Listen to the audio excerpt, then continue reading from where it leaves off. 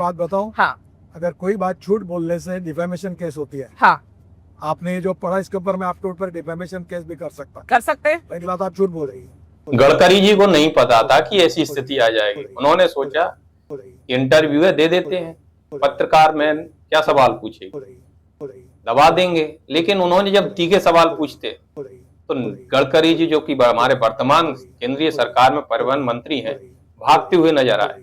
और एथेनॉल पे जो कल तक जवाब दे रहे थे, आज वो कह रहे हैं कि पेट्रोलियम मंत्री से पूछियो, मुझे क्या पता। और जब सड़कों पे बात आई तो भी भागते हुए नजर आए। यानी इसमें अकाउंटेबिलिटी किसकी है? गडकरी जी को मैं भी कुछ समय तक बहुत अच्छा नेता समझता था और मैं बड़ी प्रशंसा करता था, लेकिन जब पर्दे के पीछे से चेहरा बाहर आया तो नजारा कुछ और था। गडकरी जी ने नहीं सोचा था कि ये इंटरव्यू ऐसा भी होगा कि उनसे तीखे सवाल पूछे जाएंगे। उनको लगता था 22 स्टेट में सरकार है, केंद्र में हम मजबूती से खड़े हुए हैं, किस पत्रकार की हिम्मत है जो हमसे ऐसे सवाल पूछ लेगा। लेकिन पत्रकारिता का सही परिचय महिला पत्रकार ने दिया और उन्होंने ऐसे तीखे तीखे सवाल पूछे कि गडकरी जी कहीं भागते हुए नजर आए। और बाद में तो ये कहते भी सुनाई दे रहे हैं कि डेफेमेशन का केस कर देंगे, यानी मानहानि का केस भी करने की धमकी दे रहे हैं। अरे केंद्रीय मंत्री जी, जनता ने आपको चुन के भेजा है और जनता ने जिनको चुन के भेजा है उनके ही सवाल महिला पत्रकार आपसे पूछ रही है, उनका जवाब दीजिए। जो देश को आप जिस तरफ ले जा रहे हो उसकी जिम्मेदारी, अकाउंटेबिलिटी किसकी है? भाजपा सरकार और भाजपा सरकार के मंत्रियों की।